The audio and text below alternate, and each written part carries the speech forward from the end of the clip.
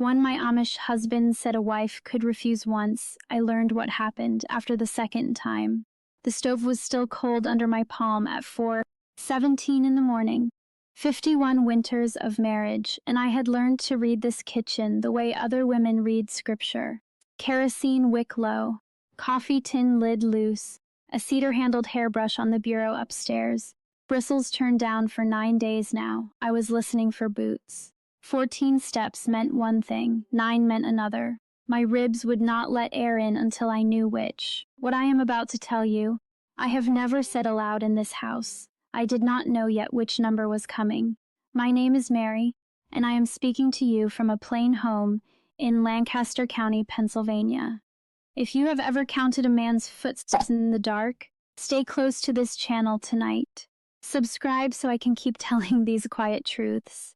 And tell me in the comments where you are listening from. My hand stayed flat on that iron until the cold of it climbed past my wrist.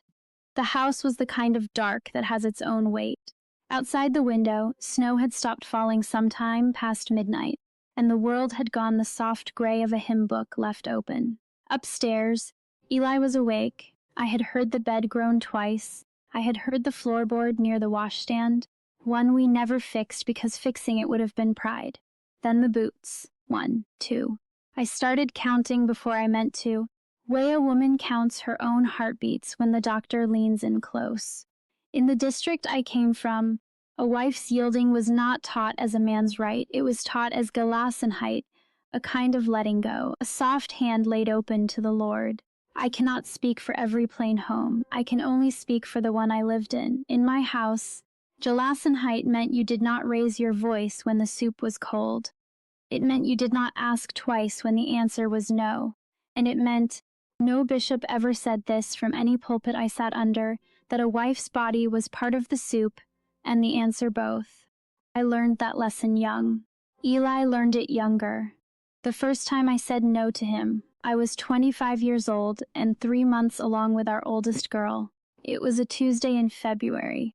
The kerosene lamp was turned low because the wick had not been trimmed, and I remember the smell of it, warm, a little sweet, a little tired. I had rehearsed the 3 words for an hour while I kneaded bread that afternoon. Not tonight, Eli, that was all.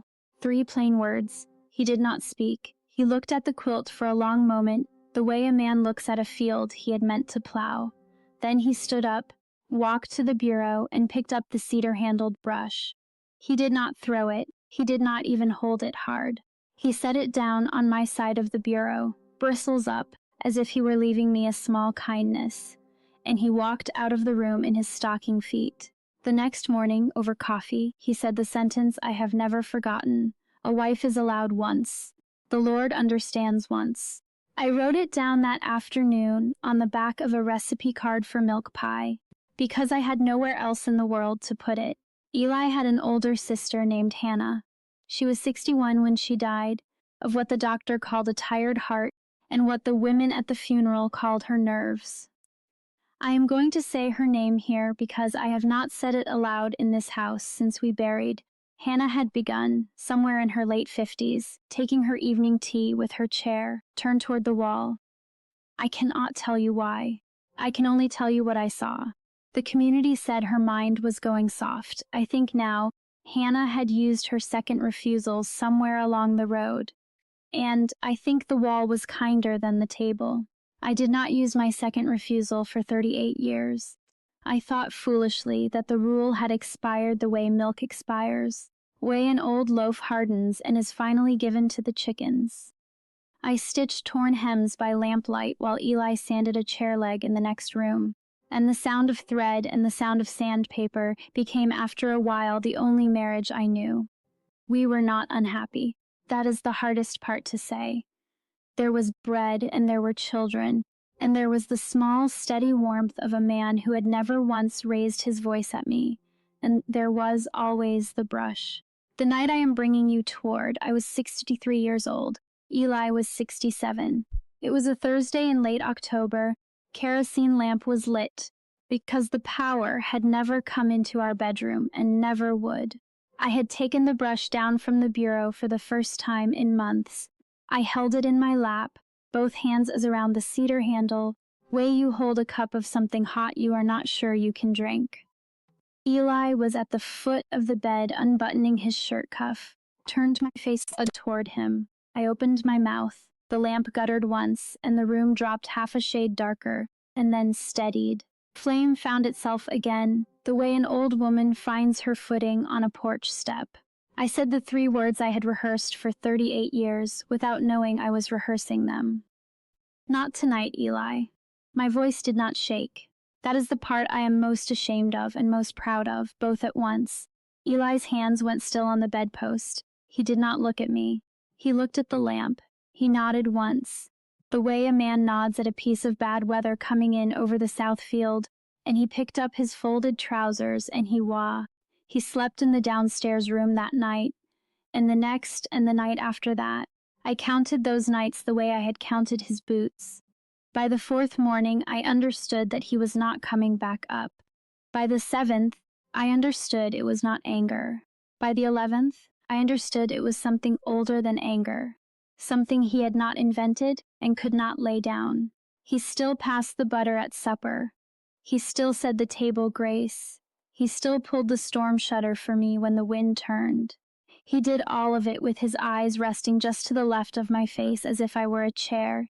He had moved and forgotten to move back. On the 3rd evening, he carried Hannah's old chair in from the parlor. It had not been sat in for 19 years. He set it at the long table between his place and mine, and he did not say her name, and I did not say her name, and we ate our bean soup with that empty chair breathing between us.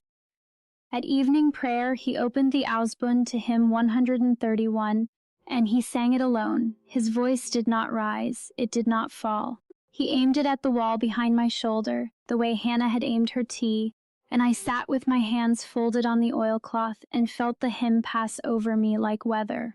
On the 17th morning, I came downstairs and found my coffee cup waiting at my place. Beside it, face up on the oilcloth, was the recipe card for milk pie. He had gone into my recipe box. He had found the card on which, 38 years before, I had written his sentence in pencil. A wife is allowed once. The Lord understands once. He had underlined the word once. He had not pressed hard. The pencil mark was soft and tired, kind of line a man draws when he is sorry and cannot say it. He never spoke of the card. He never spoke of the chair. He never spoke of the hymn. Cedar brush stayed on the bureau, bristles down, for the whole 23 days. I want to say this carefully. I owe it to him, and I owe it to you. Eli was not a cruel man. Eli was a man who had been handed a rule at 19 years old, the night before our wedding, by his own mother, in the lean-to behind her kitchen. I did not learn this until years later, from a cousin who had been sweeping the porch and heard it through the screen. Eli's mother had been given the same rule by her husband, and his mother before her, I believe, though I cannot say for certain. Both things are true. Eli loved me, and Eli punished me with a silence so soft no neighbor in the district ever heard it. The rule was not his. The hand that carried it was. I also did not ask. I also did not speak. I folded my hands at the table the way my mother-in-law had folded hers, and I taught my own daughter-in-law, without ever opening my mouth, the same small geometry of yielding. That is the part I cannot lay at any man's feet. The system is older than Eli, older than his mother, older than the lean-to behind her kitchen. I was one of the hands that carried it forward. If you have carried a silence like this in your own house, tell me its name in the comments tonight. 1 line is enough. I will read everyone by lamplight. And now I want to speak to you, the woman listening in the dark with the kettle gone cold beside you. You are allowed to have refused more than once. You are allowed to have stayed anyway. You are allowed to have left. You are allowed to have loved a man who was, in his own quiet way, lost inside a rule he did not write. Both of those things can live inside one woman's life without making her a liar, and without making her a coward, and without making her less of a wife in the eyes of whatever God is listening. I did not know that at 63. I am telling you now so that you might know it sooner than I did. This morning, at 4:17, I stood again in my kitchen with my palm flat on the cold iron of the stove.